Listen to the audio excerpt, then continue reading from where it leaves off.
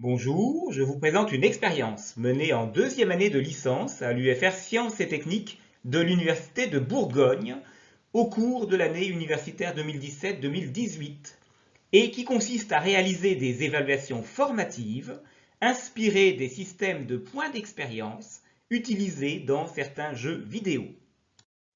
Voici le contexte. Il s'agit d'un enseignement de langage C et C++ dispensé en deuxième année de licence, spécialité informatique et électronique. Une centaine d'étudiants sont inscrits à cette unité d'enseignement qui comporte 15 heures de cours magistraux, 20 heures de travaux pratiques et 20 heures de travaux dirigés. L'idéal pédagogique qui a servi de base et de fil directeur est de permettre à chaque étudiant de progresser à son propre rythme au mieux de ses possibilités. Alors, la première chose à faire est bien évidemment de définir un objectif pédagogique limpide et de présenter cet objectif aux étudiants dès le premier jour d'enseignement. Voici la manière dont les objectifs de l'enseignement de langage C, donc une partie de l'unité d'enseignement concernée, ont été présentés aux étudiants. Évidemment, je ne rentre pas dans les détails, vous pouvez arrêter la vidéo si vous souhaitez regarder de plus près. L'idée ici, c'est juste de montrer le type de document que j'ai utilisé pour présenter cet objectif pédagogique. Dans un deuxième temps, il est nécessaire, pour appliquer la méthode proposée, de réaliser une grille de compétences très précise. Voici celle qui a été utilisée. Les différentes notions que les étudiants devront être capables de mettre en pratique y sont réparties en niveaux numérotés de 1 à 10. Ensuite, j'ai essayé de respecter deux principes fondamentaux. Chaque étudiant doit savoir à tout moment ce qu'il sait faire et ce qu'il ne sait pas faire au regard des compétences à acquérir.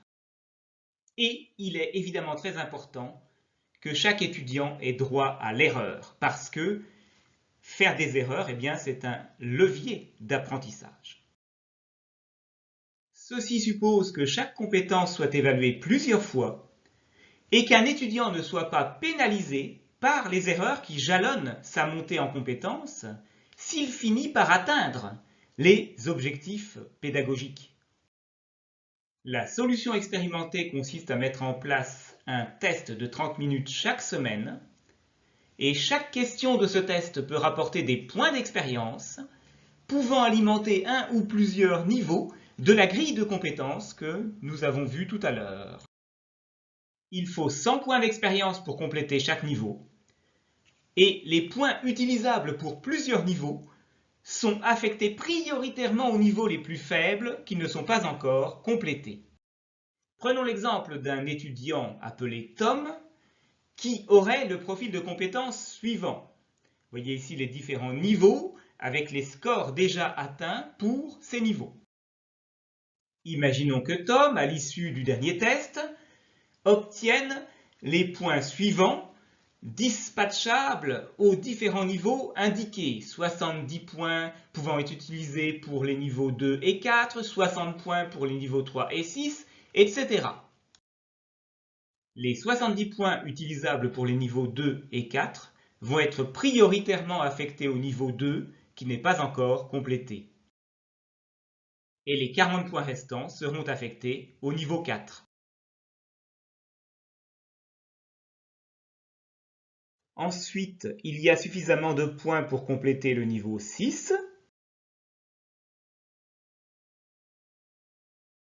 Les 70 points disponibles pour le niveau 5 sont assignés à ce niveau, ce qui porte sa valeur à 90 points.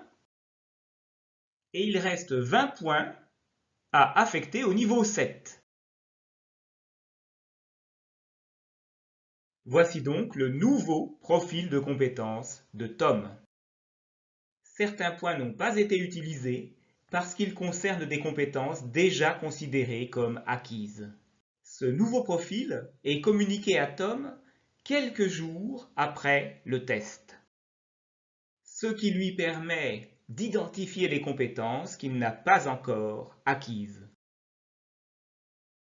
Le problème principal de cette méthode d'évaluation, c'est que la conception des tests est un travail long et difficile. Parce qu'il faut couvrir plusieurs compétences, parce qu'il faut attribuer de manière pertinente des points à ces différentes compétences, et parce qu'il faut faire en sorte que la correction soit rapide si on veut pouvoir tenir le choc au fil des semaines et communiquer suffisamment vite aux étudiants le résultat pour qu'ils puissent vraiment en tirer le meilleur profit possible. Voici à titre indicatif un exemple de test avec différentes questions identifiées par des lettres. Et voici la fiche de réponse associée avec les affectations des points aux différents niveaux. Et le corrigé qui sera transmis aux étudiants dans les heures qui suivent le test, de manière à ce que ceux-ci puissent immédiatement pointer leur déficit de compétences. Jusqu'à maintenant, j'ai surtout parlé des contrôles continus. Mais qu'en est-il des travaux pratiques? Eh bien, ils sont asynchrones. Grâce aux efforts des 3 enseignants qui animent ces TP, et je profite de l'occasion pour remercier Dominique et Youssef, les 2 collègues que j'ai entraînés dans cette aventure. Les étudiants travaillent sur des projets décomposés en plusieurs parties et font valider chaque partie lorsqu'ils l'ont terminée. Il peut y avoir jusqu'à 4 semaines d'écart entre les étudiants les plus rapides et ceux qui progressent beaucoup moins vite. Certains étudiants ne pourront pas tout valider, mais l'essentiel est qu'ils aient progressé au mieux de leurs possibilités. Et qu'en est-il des travaux dirigés? Eh bien, ils sont asynchrones. Presque à chaque séance, des exercices d'assimilation et des exercices de consolidation sont proposés. Et tous les étudiants ne font pas les mêmes exercices au même moment.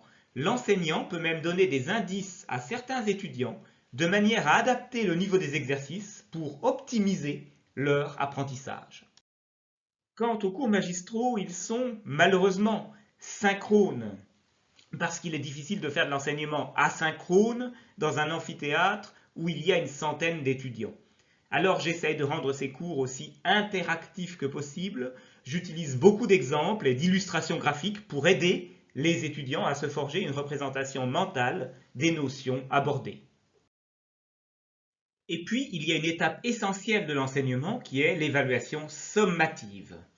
Il s'agit en l'occurrence d'un examen qui a vocation à couvrir toutes les compétences enseignées sous la forme d'exercices indépendants qui doivent être faciles à traiter par les étudiants ayant acquis les compétences concernées et infaisables lorsque ces compétences ne sont pas acquises.